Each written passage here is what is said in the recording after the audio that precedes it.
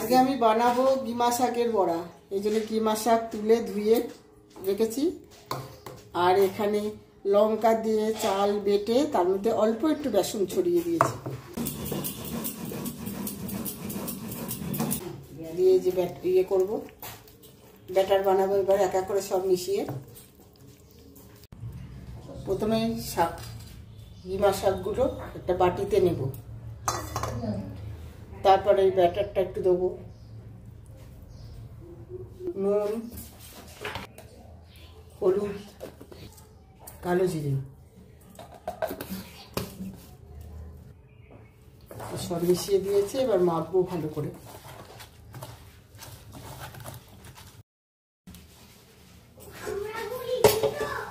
তেল দেবো,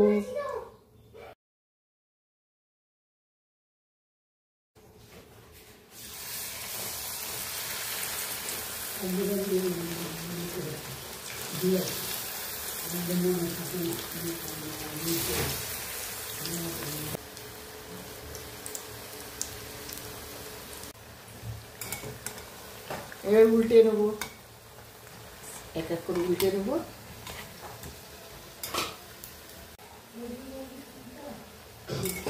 রেডি হয়ে গেছে মুচমুচে ডিমের শাকের বড়া।